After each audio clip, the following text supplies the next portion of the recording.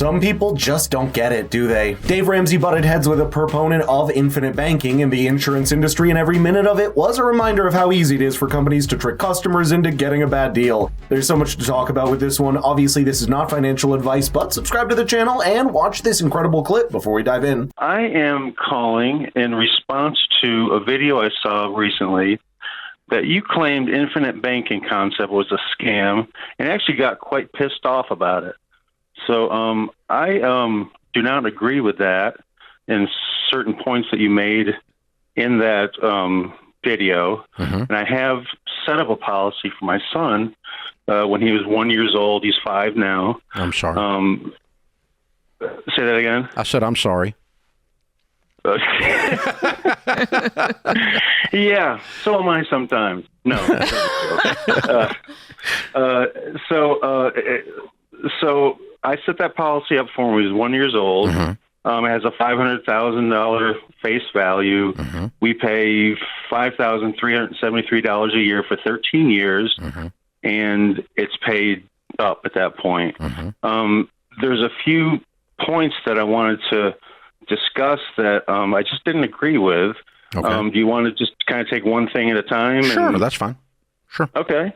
One of the main things was that you claim that the cash value dies with you, and you only get the face value paid out. That's true. That is, well, it's not true if you reinvest the dividends back into the policy. Dividend reinvestment is not cash value. Dividend reinvestment is because you have a mutual company and the policyholders are the owners of the company.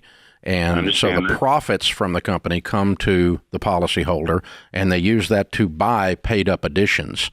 That is not the same as keeping your cash value. That's buying extra insurance with your overpayment. That's because whole life insurance has two separate components, and their complex interplay is how the insurance company makes money. For one, reinvesting your own dividends, which are already pretty low, back into the policy only increases your benefit upon passing away. It doesn't help compound or increase the cash value because remember, the whole point of such an insurance product is to give you a component of cash within your policy that you can use in your own lifetime, eventually going to the insurance company as profit after you pass away. In other words, looking at it in isolation tells you that it's not really an insurance policy on its own. The cash value component is trying to act like a bank of its own if banks could simply take your deposits for themselves after you pass away. You see where the problem lies? Even the money that you can supposedly borrow during your life from your cash value uses other components as the collateral, and on top of the fact that you pay interest to borrow your own interest, failure to pay before you pass away means the insurance company can deduct that amount from the benefit your beneficiaries would receive after you pass. None of this sounds like truly an insurance policy and more like a complicated way to get people to spend more money, selling them some kind of attractive infinite banking, which isn't really even a thing. It's really easy to see where Dave's frustration's coming from, because someone setting up that entire elaborate system for their newborn child sounds like a massive opportunity cost for many great returns the market could have given on that invested money growing into millions over the decades. Say he only lives to be 80, okay?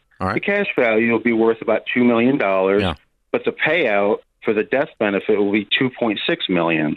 So, okay, technically, yes, so you take the cash, you're taking your policy dividends and go buy term insurance with it, and you would have more than you're talking about because you get a better buy on the insurance than you're getting with this rip-off whole life crap. Yes, you would get a high, but you wouldn't be able to use it throughout your life as your own bank. And I think that's okay. But here's the thing: the big thing that's a side issue. That's a side issue. But your first issue was, he's going to have all this money at retirement. Well, let's just do a little present value calculation on what you put in for a baby. $5,000 a year for 13 years. Do you know what that would be in a mutual fund? At age 88? It would be $25 million, dude. He's going to have that anyway. No, instead of putting it into this ripoff thing and making 4% on your money, and when he dies, he loses his cash value. If you had put this in a good mutual fund, you'd have 100x, 10x the amount of money, and that's your infinite freaking bank. Did this caller say $2.5 million? That is what this entire system setup would be for, just to allow his son that money when he's in his 80s? That's a terrible lost opportunity cost, especially considering the rate of inflation would significantly erode that money's value decades later, and the insurance company can just repossess the money after he passes away. It's important to remember that insurance companies usually want you to think as long as possible because the longer policy you buy, the more money they make, but it's really something to think about your child in his 80s when he's just born. More likely than not, it's not the child or the father that benefits from such a plan, but the insurance company itself that happily pockets those premiums. Take the same amount of money when you get off the air and put it in a financial calculator at 11% and pretend it was invested in mutual funds and see what it is when he's 88 years old. It'll be more. A whole lot more. And he'll have that too. With this, to me, is a way to... No, he doesn't have that too. To borrow against. That's called opportunity cost on your money. You put it into something that's going to make him at 88 have $2.5 million, and he should have had $25 million because you screwed up and put it in the wrong thing. Well, when we screwed up and put it in real estate too, and he's going to get real estate. But then put the money in real estate. But don't put it in this crap. Exactly. Put the money in anything that's actually some kind of business to make it grow. The last thing you need to be doing is handing over your money to someone that uses it to make more money. When there's more than enough safe investment vehicles available in the market to do that for you, it's a good habit to develop overall to always ask yourself what's in it for the other person. When it comes to an insurance company, there's a whole lot of tricks and complicated jargon used to get people to sign their names on long-term contracts, and most people don't have the time or acumen to run the numbers and consider whether they're getting a good deal, and least of all when the policy is something like whole life insurance includes a cash value component, trying to act like a bank when it isn't. If it isn't benefiting you, then it's probably on the interest of the insurance company. Perhaps that's why these companies give out such a large percentage of commission to their agents trying to sell whole life insurance over a term insurance, which is significantly less profitable for the insurance company long term. 100% of the time that a life insurance program is paid up, it means that you prepaid it. That's all it means. Because as long as there's a probability of death, there's a cost. So the insurance company has always got a cost as long as you're alive. So there is no such thing as a paid up. That's an industry term that gets suckers like you. That's what it is. No, paid up means prepaid.